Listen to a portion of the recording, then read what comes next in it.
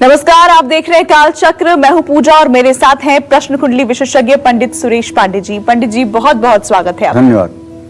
क्या शनि के साए में है आपका शरीर? क्या आपके शरीर पर पड़ रही है शनि की टेढ़ी नजर?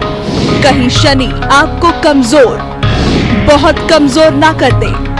देखिए कोरोना काल में काल चक्र का स्पेशल एपिसोड।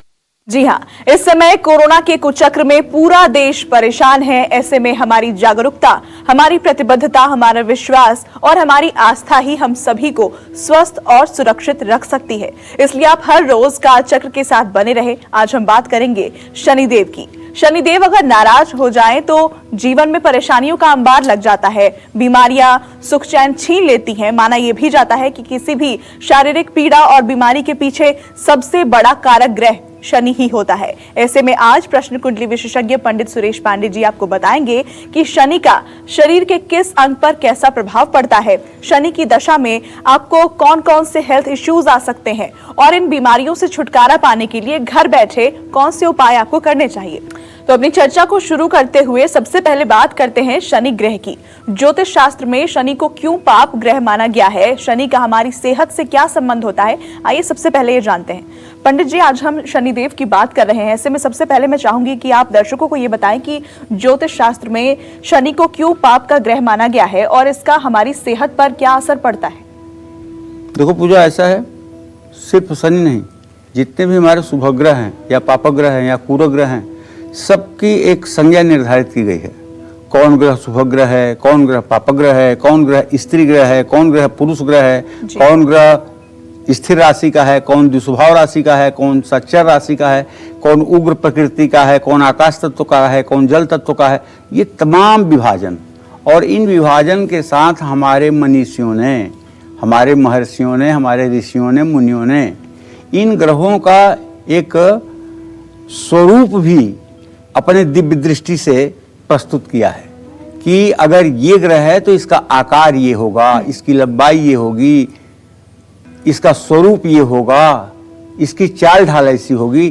तो सारे ग्रहों के बारे में उनकी जो कल्पना रही है, जो उन्होंने अपनी तीसरी दृष्टि से देखा है। क्योंकि देखो पूजा, ज्योतिषी को कहते हैं दैवज्ञ, सही नाम दैवज्ञ है, ज्योतिषी कोई नाम नहीं है, दैवज्ञ।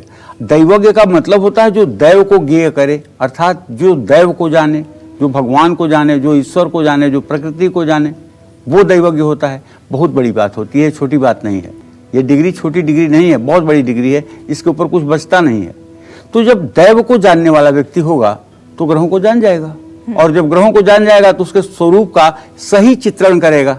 तो आज हम अपने दर्शकों को शनिदेव के बारे में बताना चाहेंगे। देखिए, शनि तमोगुणी ग्रह है, क्रूर हैं, दयाहीन हैं। इनके स्वरूप के बारे में जो हमारे मनीषियों ने चर्चा की है, उसके आधार पर शनि के नाखून लंबे होते हैं, इनके बाल रूखे होते हैं, ये अधोमुखी होते हैं, मंद गति से चलना जानते हैं और आलसी भी हैं। इनका आकार दुर्बल है, आंखें अंदर की ओर धंसी हुई हैं।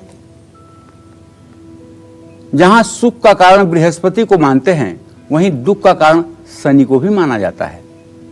शनि दुख प्रदय गेयो राहुर ऐश्वर्यदायक, ऐसा बृहद पाराशर होरा शास्त्र का कथन है। शनि एक पृथकतावादी ग्रह है, अलगाववादी ग्रह है, और पृथकता का कारक होने के नाते इसकी जन्मांग में जिस राशि और नक्षत्र से संबंध होता है, उस अंग विशेष में बीमारी के लक्षण दिखने लगते हैं। शनि को स्नायु और वात कारक ग्रह माना जाता है। नसों और नाड़ियों में वात का संचरण शनि के द्वारा ही संचालित होता है। आयुर्वेद में भी 3 प्रकार के दोषों से रोगों की उत्पत्ति मानी गई है, चाहे जो रोग हो, वात, पित्त, कफ। इन 3 के अलावा और कोई कारण नहीं हो सकता है रोग उत्पन्न होने के लिए। और 3 ही नाड़ियां हैं हाथ में, ईड़ा, पिंगला और सुषुम्ना।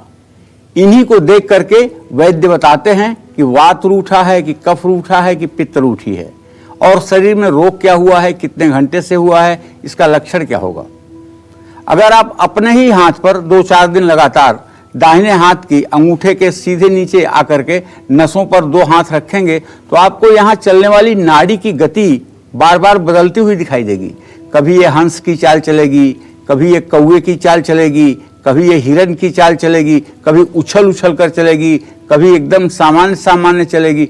ये चाल बताती है कि इस समय व्यक्ति के शरीर में क्या चल रहा है। तो इसी तरह से हमारे शरीर की जो आंतरिक गतिविधियां हैं, वात यानी शनि के द्वारा संचालित होती है। शनि के अशुभ होने पर शरीर में रहने वाले वायु का क्रम जो है वो टूट जाता है। अशुभ शनि जिस राशि नक्षत्र को पीड़ित करेगा उसी अंग में वायु का संचार अनियंत्रित हो जाएगा। कोई लोग ऐसे हैं ना, उनके शरीर पर कहीं हाथ रख दीजिए ना तो डकार आने लगता है, कहीं दबा दीजिए उनके शरीर को, डकार आने लगता है। ये क्या है? ये वायु विकार है, वायु का बिगड़ना ही है। वैसे आप लोगों की जानकारी के लिए बताऊं कि वायु 5 तो आप जानते हैं, लेकिन 5 वायु और होती है, जिसमें एक क्रिकल वायु होती है जो मनुष्य के जांघ पर रहती है। अगर जांघ पर दबाने के बाद बहुत तेजी से डकार आने लगे तो समझना चाहिए कि इस आदमी की क्रिकल वायु जो है वो खराब हो रही है, जिससे शरीर रोगी हो जाएगा। नैसर्गिक कुंडली में शनि को 10th और 11th भावों का प्रतिनिधि भी माना गया है।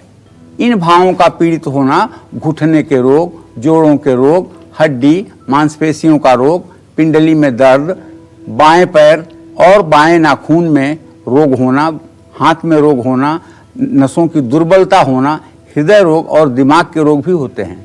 एक रोग और होता है, वो है कैंसर। शनि की महादशा में शुक्र की अंतर्दशा हो तो पक्का कैंसर होके रहेगा, लेकिन शनि और शुक्र का संबंध बन रहा हो, चाहे स्थान बदले हुए संबंध हो, स्थान परिवर्तन संबंध हो, चाहे दोनों की युति हो और चाहे दोनों की परस्पर दृष्टि हो। यदि किसी की जन्म कुंडली में ऐसा है तो वो निश्चित है कि उस समय कैंसर का रोग होगा। तो ऐसी स्थिति में अगर चंद्रबल मजबूत होगा, लग्नेश मजबूत होगा, बृहस्पति की दृष्टि लग्न पर होगी तो बच जाएगा। अगर लग्नेश दुर्बल होगा, निर्बल होगा तो ये समय मारक का समय होगा। शनि ही कारागार में भेजते हैं, जेल भेजते हैं। ये ना पता हो तो जान लीजिए, सर्वार्थ चिंतामणि में लिखा हुआ है कि लग्ने सनौ कर्मगते शशांक शुक्रे क्षिते वा यदि बंध भोक्ता। लग्न में शनि हो, 10th घर में चंद्रमा हो और शुक्र दोनों को देखता हो तो ऐसे आदमी को कारागार योग अर्थात जेल यात्रा करनी पड़ती है। तो भाई शनि देव की महिमा अपरंपार है, इनके बारे में मनुष्य क्या कहेगा? अगर एक बार सरस्वती को भी कहना पड़े तो उन्हें भी सोचना पड़ेगा। इसलिए शनि देव के प्रति अपने मन में खूब मान सम्मान रखिए, खूब आदर का भाव रखिए, बिल्कुल उपेक्षा का भाव मत रखिए और जितना हो सके इनकी पूजा पाठ पीपल के पेड़ के नीचे करिए। नमस्कार, मैं हूं मानक गुप्ता। अगर आपको हमारा ये वीडियो पसंद आया हो तो इसे लाइक और शेयर जरूर करें और हाँ, हमें सब्सक्राइब और फॉलो करना ना भूलें ताकि आप देश और दुनिया की कोई खबर मिस ना करें। तो जुड़े रहिए हमारे साथ और देखते रहिए News 24।